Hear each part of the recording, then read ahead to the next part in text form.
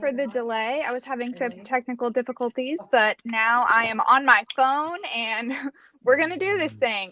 Elaine, who is our moderator tonight, is still connecting.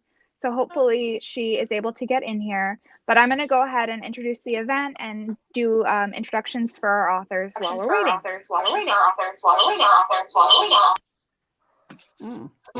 Oh. That was a good beat.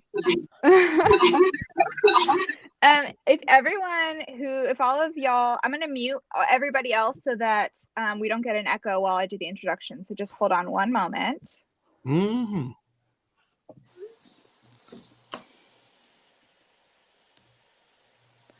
Okay. Hopefully that works.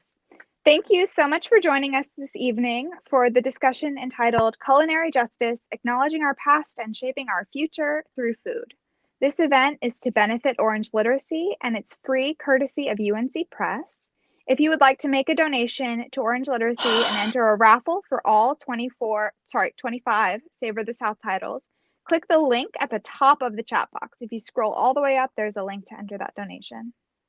My name is Talia, and I'm the events manager here at Flyleaf. Before we begin, I'd just like to encourage y'all to check out our full events calendar. This season includes a bit of everything, ranging from nonfiction about racism in the evangelical community to gardening, and novels from romance to literary fiction and domestic thrillers. So whatever you like, there's something for you. You can visit our Crowdcast at crowdcast.io/flyleafbooks, or you can click the Flyleaf Books logo. If you'd like to support Flyleaf and our guests, please keep in mind that we have titles from all of these authors available. You can come in and shop in person. We are open now from Monday through Saturday from 11 to 5, or you can shop on our website. And again, please do donate to Orange Literacy. We are so grateful to them for all of the work they do in our community. Without further ado, I will go ahead and introduce our guest tonight.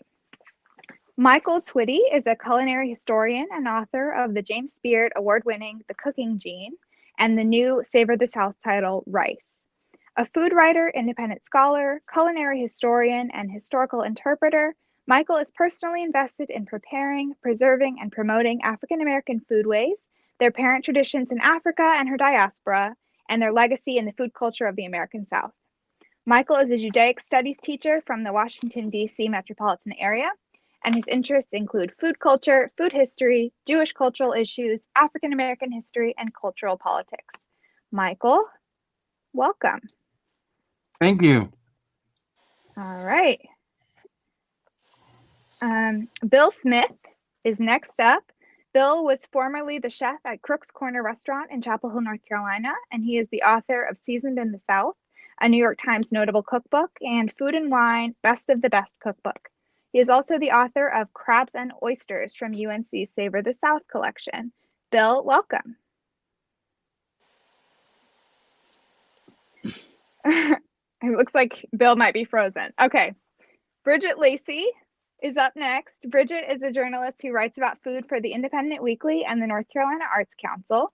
She also serves as a longtime features and food writer for the Raleigh NNO. She authored Sunday Dinner, a Savor the South cookbook. Hi, Bridget. Hey. All right.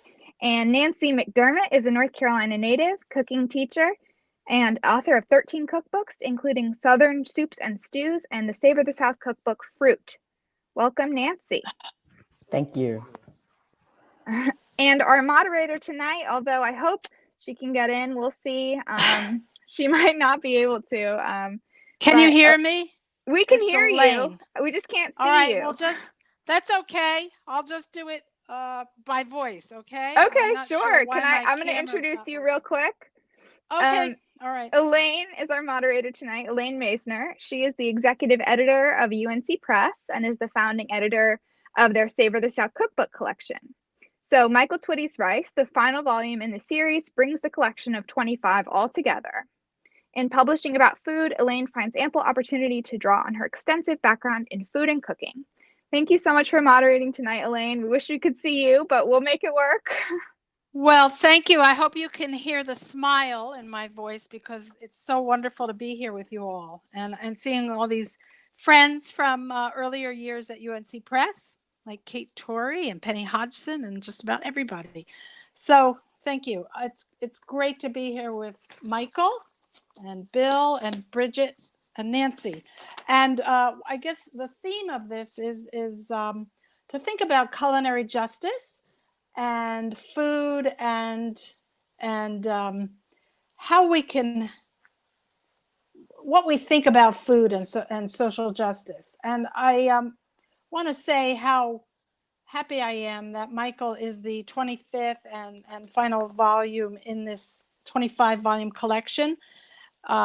Michael's been thinking about these issues for a long time. So Michael, I remember when we talked the very first time about this, and you immediately knew that you wanted to write about rice. So we're kind of thinking to ask you, why did you choose rice, especially in view of, I would say, thinking about our identity and who we are. Right. So, I want to kind of scoot back a little bit and just say that I acknowledge all the people in the chat and all the people on the screen who are part of an extended family of more than just scholars and writers and thinkers and cooks, but people who really care about mentorship, people who really care about sharing, people who've opened their homes, people who have opened their arms and minds. So I just want to, I'm grateful for that. I'm very grateful. Yes. Mm-hmm. And that's partly due to your leadership and others, and the lovely Nancy McDermott, who Mm-hmm. I wouldn't be here without. Oh. So I'm just saying that, and Marcy and Bill Mm-hmm. and everybody and Debbie and Miriam and y'all know. So now that I've got the schmaltz out of the way, goes in the rice. I gotta say that the Cherokee have the corn mother is part of the genealogy of the people, and Hawaiians the kalo, what y'all call taro, is part of the genealogy of the people. Sugarcane is part of the genealogy of the people of New Guinea. Rice is part of my genealogy, and it just so happens that all of these things culminate at the same point in time for me to understand the role that rice played in delivering part of my family to its American journey, for good and for ill. And so that's why I'm enthusiastic about it, and that's why I appreciate the opportunity to tell this part of the Southern food story in a very laser focused way, to get people to understand this is personal. It's not just what you're I'm hungry, I want to eat something. It's a part of people's lives and generations. And yes, it has different multicultural permutations and forms and morphs. But at some point we have to be courageous enough to center Black women. At some point we have to be courageous enough to center enslaved people and free people of color and their descendants, and people who have resisted, and people who have used food and sold plates of food to buy little steps to freedom. And if it connects us to a global culture of people Mm-hmm. eating rice, Nancy knows this. In Thailand, what do they say? What do they say for if are you hungry? Have you eaten rice today? Same thing they say in Senegal and Sierra Leone.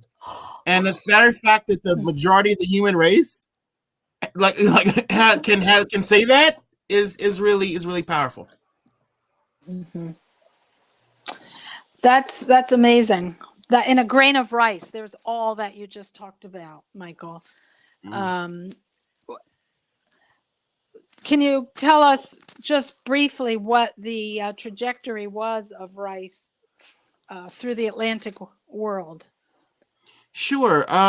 So when you talk about rice, bananas, plantains, and a whole complex of crops, those are going westward. Not mainly through the slave trade, but other elements of trade to the Spanish and Portuguese. And remember, there's also Asian rice coming to Africa alongside those two crops in sugarcane thousands of years ago on the east side. Nice. So we have this, then of course we have rice being brought northward from the Senegal River and eastward by the Moors and by the Arabs to Spain and Portugal and to Italy, to Sicily as well. So you have all these little flowing, pieces that mean that it's going to happen. It's going to be part of the diet and part of the strain. Of course, in the South, rice shows up in the 1600s. Actually, in Virginia, 1648. And then it's people forget rice was grown on people's homesteads. It wasn't just a plantation crop, but when it was a plantation crop, it was a thing. It was one of the most lucrative plantation crops there was. But everybody from New York, the Hudson River Valley, if you can imagine, down to Texas and Missouri, was growing rice in some form or fashion at some point from the 1600s through the Depression. Mm-hmm. Oh gosh! All right. Well, it's how do you think? I mean, just talking about the history of rice raises our awareness of justice issues because of its connection with the slave trade and the whole economic basis for this whole Atlantic world situation. But what about today, Michael? How can food be used as a tool to engage for social justice? And I think you need to mention that you will be on Michelle Obama's inaugural children's show about food, waffles and mochi, because I think that is a connection with social justice, and that's dropping on March 16th. Thank you for reminding everybody, Elaine, because I am so not looking forward to people seeing me have an awkward moment of talking to a puppet. It was really, although they made it really easy. I have to say this, they made it really easy, but I have to say this: they were great people. I have to say I'm not ready for Sesame Street. I ain't ready for all that. And if you think I'm great, Michelle Bailey didn't need any problems. She was just like, "Hey, come and cook in the kitchen with me," and I'm just like, that seems more natural to me. So, I think first of all, we have to be honest with our kids, right? We have to tell them these stories without a sense of foreboding and let them be the judges. Kids are great judges of justice. They know what it means to be nice to someone and fair. So we can't be scared of that. We have to really allow them into our history, our narratives, our family stories, so that that's one part. The other part is that we have to get rid of this notion that if I tell you the real story behind a food, that I'm putting you on some guilt trip. Right. I get that so often. People will write me hate mail talking about, I guess I can't eat rice no more. I guess you can't, because you're a fool. That's why you can't eat it. It's not because you think I'm giving you a guilt trip for being why you're eating something that has connections to colonialism and slavery. And I mean, I am certainly not going to, for one moment, let people forget that apart from our story, there is the story of colonialism in Southeast Asia, China, and India, South Asia, where race is also an issue there. But that's not pointing a finger. That's an invitation to dialogue. And in a multicultural society, we have the responsibility to not only tell the truth about our own stories to each other and understand where each other's coming from. And I think food is a great place to start. Well, that's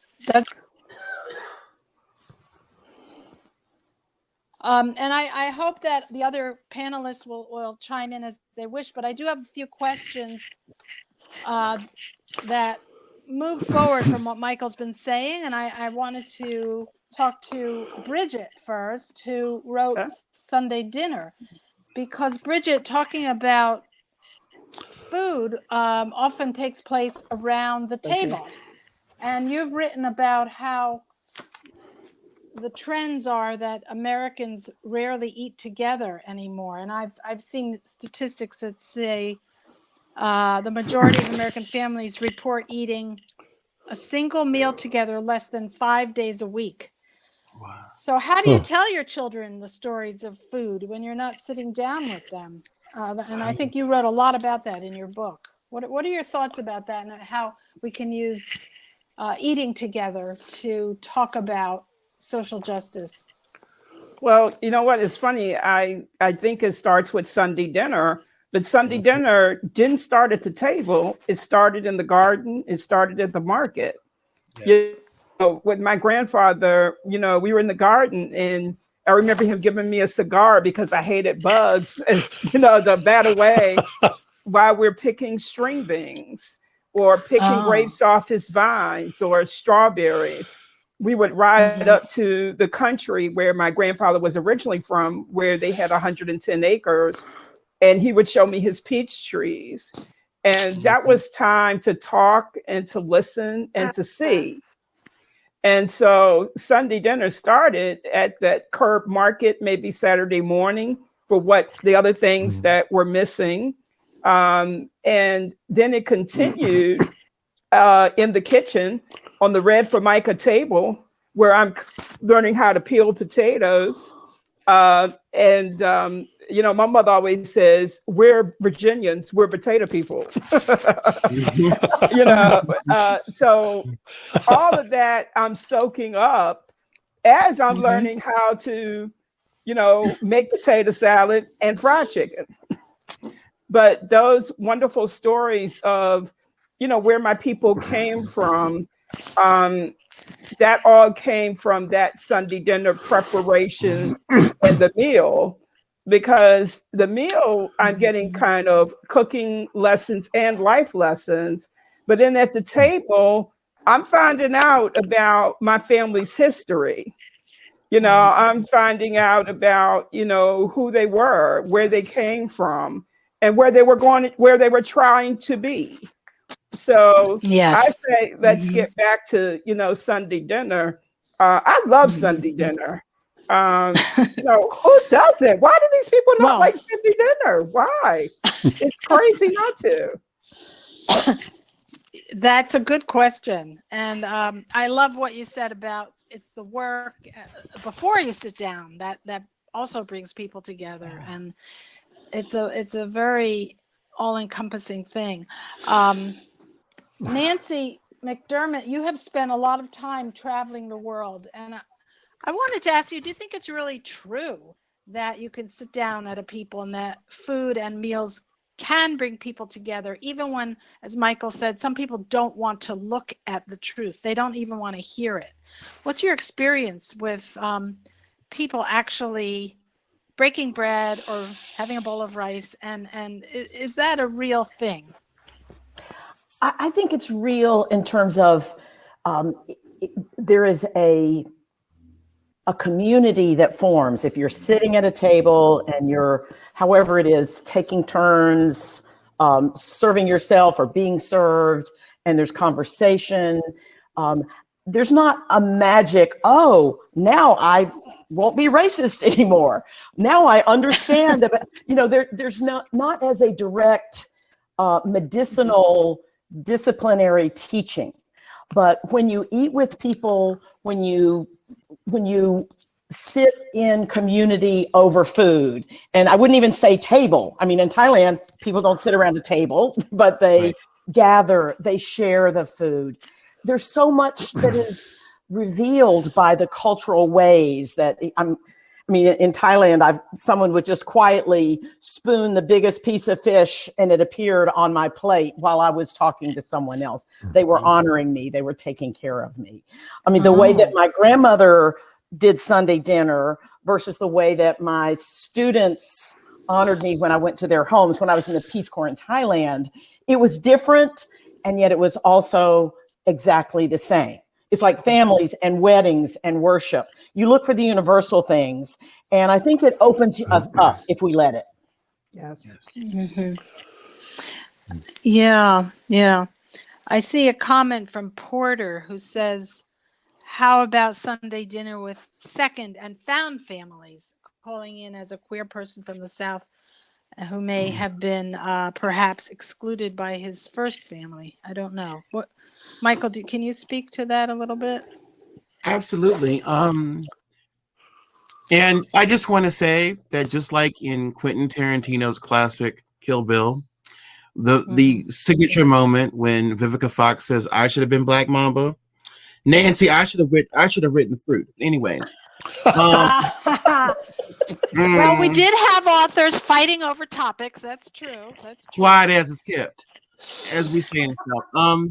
I think that it's we used to have a thing. My friends and I, when we were little gabies and allies, called anti-Thanksgiving, and it was always because as LGBTQ plus people and allies going to Thanksgiving dinner was a moment of like awkward horror.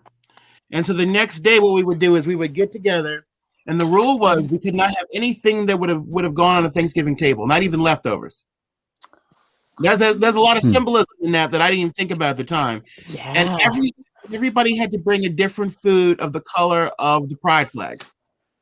Oh, love it. It had to be a rainbow. And it was 20 plus people would show up at this thing. And it was like, and then 30, and then 40, and it was just like everybody had to kind of recover. But there's also the idea that we were a family too. Absolutely. Yeah. Yes. That was a very important lesson, I think. Now looking back at it from my standpoint at the gates of 44, I think that was an incredible lesson, an important lesson to teach each other. When you're that young, we were 18 to 20 to 23. And that was such an important lesson to learn, that every family ain't the blood family.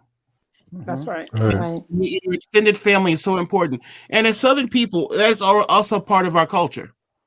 Everybody's cousin, everybody's uncle, everybody's aunt, everybody's, grandpa, grandma, everybody is somehow in that link. And I find when people come from off, they don't understand that. They're like, how can everybody be your cousin? And I'm like, look. It's too complicated.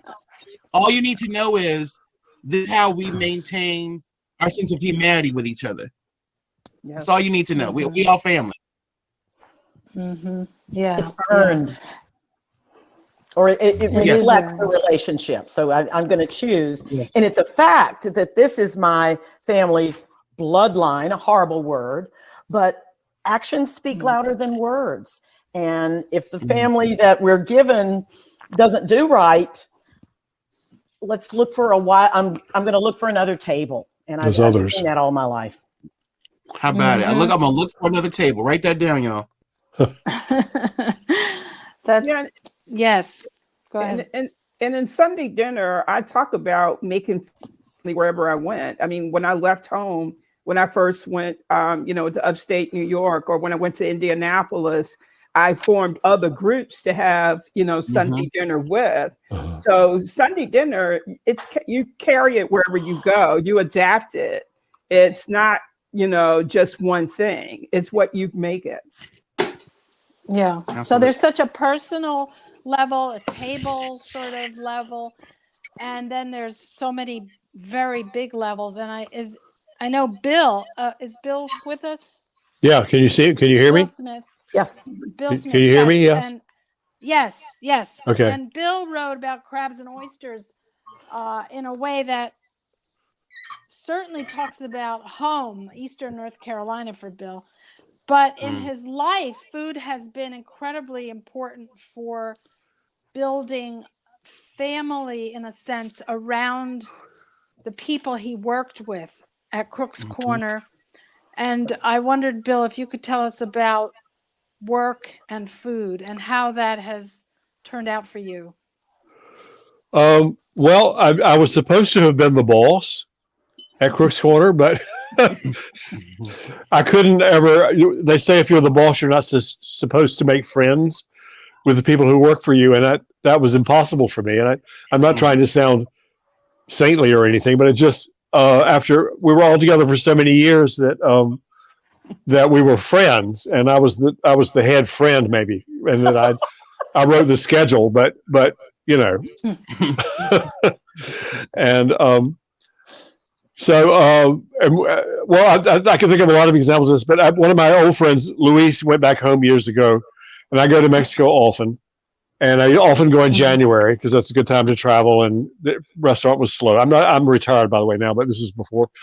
And I would go, my birthday's in January, and I would go to Celaya in the state of Guanajuato and see all my buddies down there. And somebody always threw me a birthday party. Nice.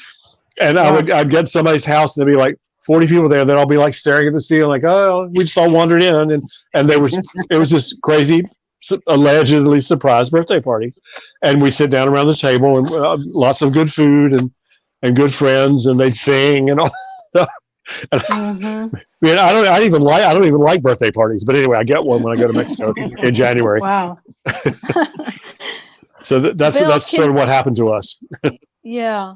And going from there, is there some like one or two things that people can do in the food industry to affect change or to reach workers who aren't being compensated correctly, or places where there just isn't enough food in the immediate area? You know, what are there one or two concrete things that you've found to be useful? Yeah, I sort of once, actually it started with the election in 2016.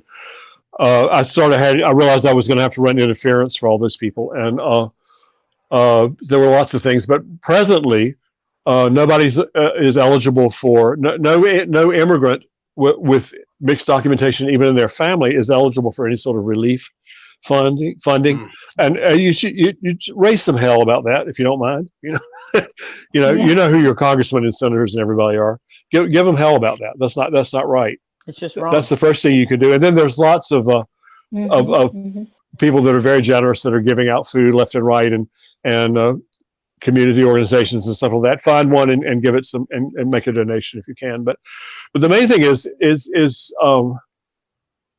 I don't care where people come from. So I think it's ridiculous to segregate people out when we have this crisis going on right now. You should just look after everybody and shut up. It's so simple. So good. I think just everybody just stomp your foot and say no, wrong.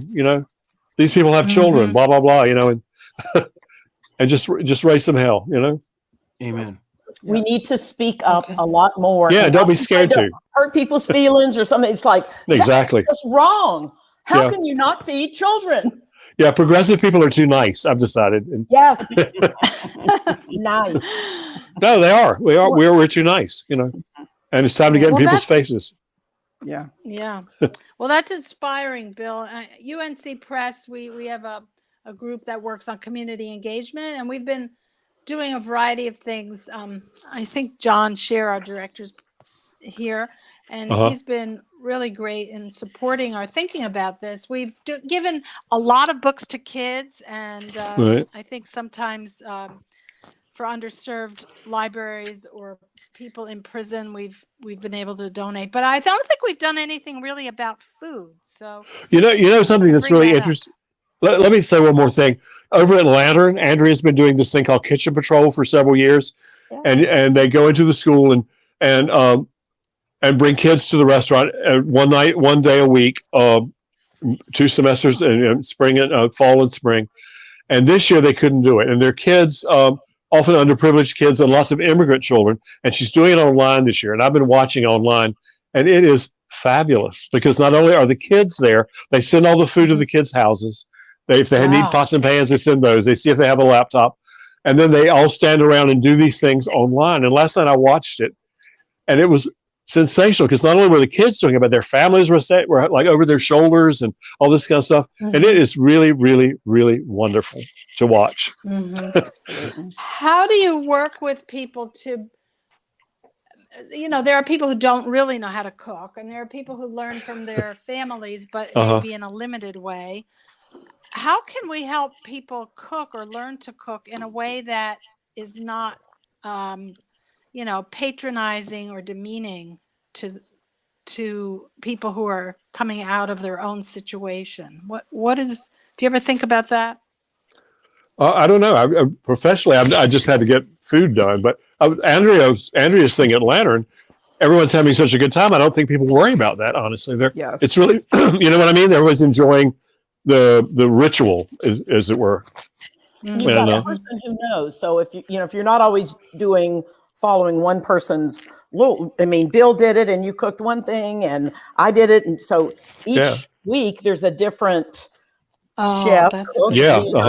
If you gathered a group together, I did a thing back in the 90s at a food conference that was in San Francisco, and I met a culinary school professor, a chef, who's a pastry chef, and he said, I have every student in the California Culinary Academy at the time spends a week with me doing pastry, the ones who aren't going to be pastry chefs.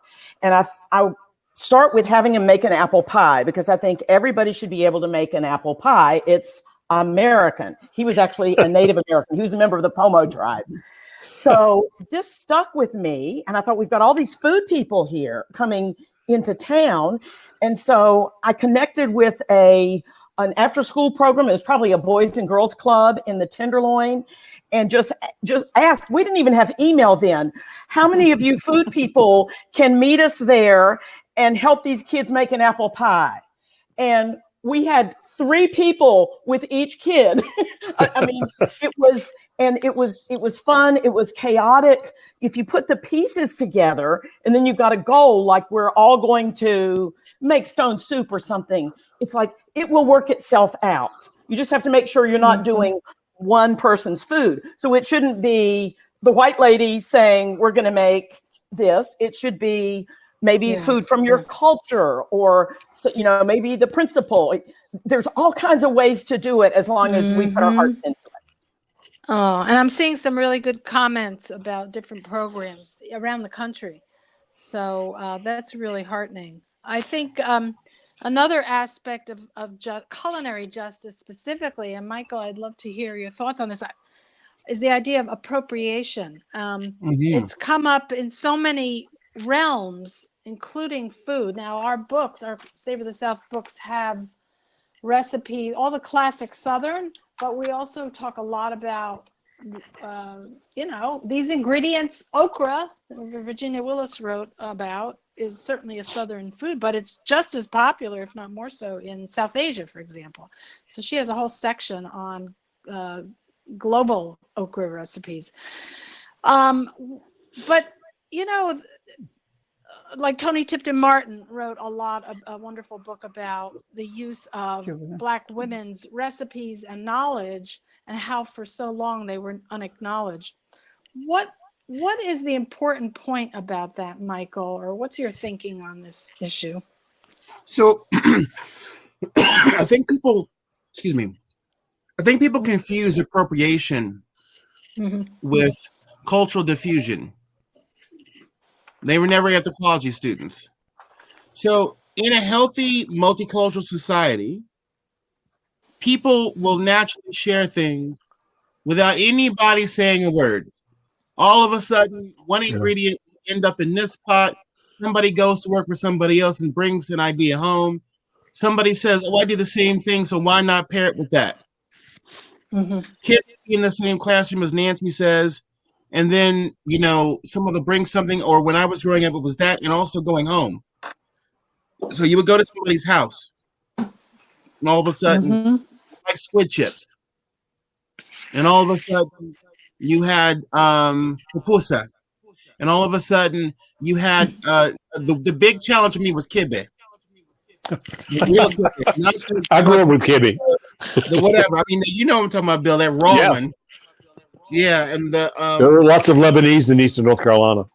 Yep, and I love the only thing I liked about it was the word for mortar and pestle.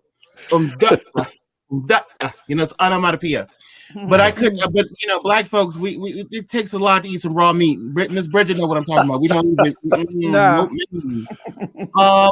but for that tartar moment, I think appropriation isn't people cooking other people's food. It isn't necessarily white people cooking other people's food, because guess what? That's a done deal. That British Empire mess, long before went through. That ship has sailed. That ship has sailed. No pun, all pun intended. Yes, the ship has sailed. So it's. I think appropriation is more about platform, privilege, and power. And that's really important. And sometimes it's. And it's not always an issue of race and racism. Sometimes issue of gender as well. Like, for example, I find that the whole food truck industry, God bless it, I found that when it started out, part of the appeal, and this is my opinion, I'm just saying, IJS, is that people were looking at it. I mean, it was all these dudes, right, cooking mama comfort food. And I'm just like, oh, great, you can cook that mama comfort food in a truck, but you ain't got no 5 kids pulling at you talking about, I need this, I want that. So it's you get, you want to sing the blues, but you don't want to get them. That's what battling. It's about sharing. Like for example, Nancy is like one of my go-to people for learning about Thai food, has been for many, many years now. But but Nancy's not appropriating Thai food because Nancy's saying the words, look, I am from North Carolina. I am an Irish American. I went to Thailand. I learned some things, but I am not Thai. This is me giving you the food through my lens. Yeah. And then, what was the fella? Was his name Chris Shepard? Is that was his name in Houston? Houston? He used to have a restaurant in Houston. Yes. Chris is there. Yeah. And he taught me something really valuable. I met him at one of the SFA galleries. And he said to me, the goal here is to amplify, not to appropriate. So when I have a recipe on my menu, Houston's a humongously diverse city. Nigerian, Vietnamese, Cajun, I mean, the whole Mexican American, the whole thing. But what he says is, he said, here's my thing, but hey, guys, go check out this person's restaurant. Go learn about this community. So that's amplifying, that's sharing. That's not taking all the credit. So I think that's so important. And I think people should not be afraid to cook recipes in their home, because it's not like you're selling it and saying, here I am, the inventor, the innovator, the Columbus. But it is an important opportunity to learn, and also just invite people in your house and say, hey, I really love that Armenian dish. Can we do a thing? I'll share some of my stuff with you. I'm Guatemalan. You'll do this.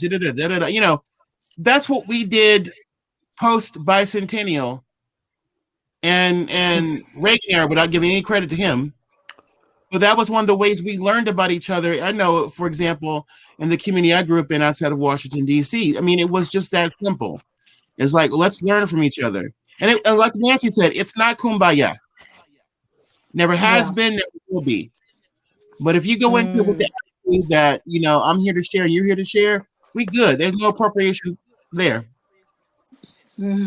Respect. I mean, the thing that is missing in appropriation is taking something, credit for it, and especially the ability to profit from it, make money from it, which has often historically been either intentionally, unintentionally, just as a byproduct, denied to people whose food it is.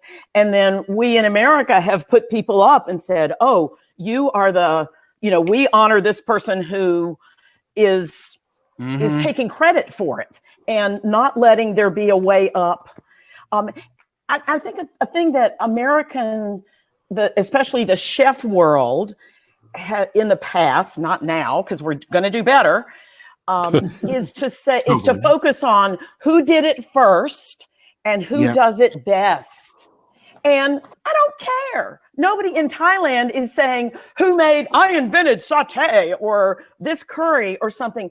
They're interested in the story. They'll argue about it and get in fusses and so forth about it, just like at the family reunion. But there is not a commercial death grip on credit or saying, what's the best this? What's the best that? It's like, this is good. What do you like about it? We're asking the wrong questions. And that's a habit that I think a good thing from being away from it all is that we can look at it and say, wow, look at all this amazing food. Yeah. There's also there's sort of a poisonous celebrity culture that's crept into my business that I really think was really bad.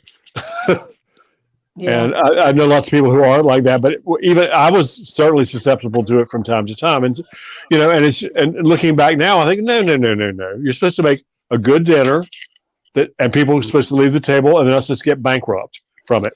That's your job, period. Yeah. And everybody Yeah. got so caught up in that celebrity crap that, it was really harmful. I think ultimately everybody's rethinking it now. Everybody I know, all my friends are saying, oh God, that was really dumb, wasn't it?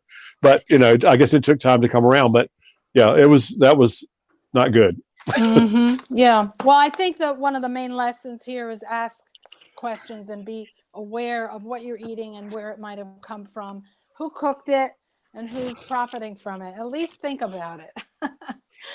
So I think Carol wanted to leave a few minutes for questions at the end, but maybe to round up, I would love to hear each of you talk about one of the recipes in your book and, where it came from or anything you want to say about it or why you love it.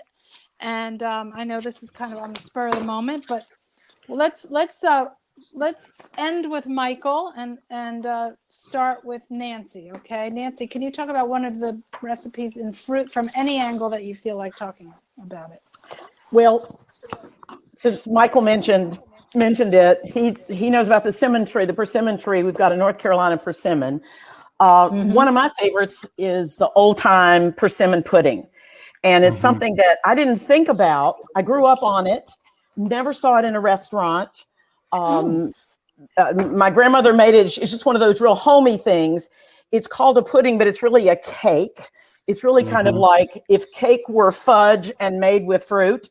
It has a gingerbread flavor profile and a very luscious, homey, rustic texture. There's nothing else like it. Wow. That's amazing. Do you have a secret persimmon tree that you gather in I think it's one that I forgot until I came back from Thailand and was at a farmer's market and I saw it for sale just on squares on a plate.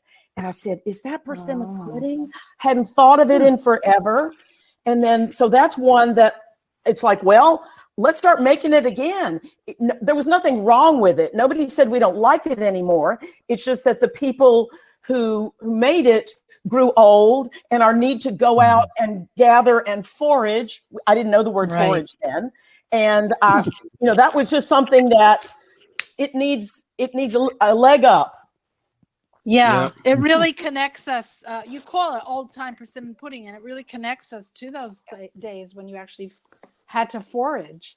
So that's a great example of a recipe that connects us in time as well as at the table. Bill, do you have one from Crabs and Oysters that you could talk about? Yeah, the one that always comes to mind is the hard crab stew. That if anybody ever says Eastern North Carolina food, that's the first one I think of. We had it growing up. We caught the crabs ourselves. You only did it a couple of times a year because it's really messy to eat. You had to go outside to eat it, and they put newspapers on the picnic table. And it's the quintessential Eastern North Carolina thing to me. My grandmother always made it, and it was like such a big deal. And it's too much trouble to just do casually. So you have to plan. Okay, we're going to be at the beach. We're going to make crab stew, that kind of thing. So that's that's the one I always think of, and I love it to this day. So, do you make it once in a while still? I do. Well, not in my house. I'm not when I'm here by myself, but I did it. I've done it for big events and stuff, and I finally got a version where you could serve it in a restaurant because it's so messy that. In its true form that you can't. I mean, it's like you can't have it in a restaurant. So I've sort of refined it a bit so that it's not. I took all the shells out of it. Basically, it's a stew that you eat with your hands, and you there's shells everywhere, and you get it all down the front of you, and all that stuff. So I had to take care of those problems, and so now occasionally I will do it at a restaurant, but not so often because the real fun is the mess. It's like. Right. That's great. Wow. Bridget, how about you from Sunday Dinner? There's so many amazing recipes in here. Yeah. I want to say my mother's potato salad. And I feel like it connects me to my family and to the region. And I love when my mother talks about how, she was a Moor. And the more family gatherings were marked by the classic summer salad. She said, my love of potato salad came from watching my Aunt Shirley make it and smelling it in my grandmother's kitchen. The scent of fresh cut celery, onions, and pickles drew her closer to the bowl. We always ate it when it wasn't ice cold. That's why I like it today when it's freshly made. And I love how she even talked about my grandfather would put the leftover potato salad in an old mayonnaise jar and take it for lunch. I mean, it talks about class. It talks about region. And it's such a great memory. It's family. Yeah. And, you know, I just love a lot of times I call my mother and my aunt and we're all eating that same potato salad that day. And we don't even know we're going to do that. But that's what family is. Yes, exactly. Exactly. That's what family is. Michael, how about a rice recipe that you really right God. Away? I guess I have to pick something, right? Yeah. So I'm really glad that we kept in the book the recipes that weren't precisely directly rice, because it's important to understand that nobody in West Africa eats sweet potato leaf stew without rice. Nobody in West Africa eats groundnut stew without rice or fufu. No, it's like not a thing, and especially when you're in Sierra Leone. I remember right before everything crashed here last year, I was in Sierra Leone first, and then I was in Senegal and Gambia for the first time. Second trip to Senegal, so it was the rice corridor of West Africa, which made a huge difference in finishing this book. Like if I didn't know where I was from and where I was centered, that did it. And I guess I'm gonna have to say, because this is part of the miracle. On page 29 is Liberian rice bread. I saw Bill made some. I just made that. Yes. Oh, yeah. So the cool thing behind that is that was contributed by my distant cousin, Chef Oliver Say. And to those of you who don't know the story, my distant cousin, I met him because he matched me, my father, and my grandfather on our South Carolina line. And he is from Liberia. We are only a couple years apart in age. He came here when he was 5 with his parents, who were professors. And he's only lived about an hour and a half away from me this entire time. Oh, wow. And he's also a chef. So we got to meet a couple years ago, and he told me all about like that part of our family's roots in Liberia and in Guinea. And it was just like, oh, I can't even believe this. So for me to have this precursor to John Martin Taylor's rice bread that many that he's researched and talked to me about over the years was really special. I was able to make that family connection on both my mama and daddy's side. And to me, it's like the potato salad. It's like it's not something that I received down from the centuries, but number one is the miracle that we even met. Number two is the miracle impossible. Number three is the miracle that we now have this food to share with each other and with the world. Yeah. I want to make a shout out to UNC Press, talking about Bridget, what you were just saying about putting the potato salad in the mayonnaise jar and the ways, the customs, the traditions, especially things that are related to getting all the use out of something, waste not, want not, being frugal, going with the seasons. I read aloud 4 nights a week just for fun. And I've been reading the introduction to Mrs. Mildred Council's first book, Mama Dick's Kitchen. And she is telling the story of growing up on a farm in Chatham County back, I don't know, probably 1929 or something, maybe even earlier than that. And the things that she says about what they played with, how they cooked. There's so many treasures. Same with Edna Lewis's book, The Taste of Country Kitchen. We are so lucky that African-American writers especially have put this down, because historians, white guys in tweed suits with, you know, the things on their elbows, are telling us who fought what war and who won. But this life, these life stories have come through people, especially women, and there's so much of it that we missed because we tried to erase or ignore the stories from Black hands, Black kitchens. And we're going to fix that now. Here, here. Yeah. Here. Absolutely. Does Talia want to take a few questions for the panel or from the audience? Yeah. I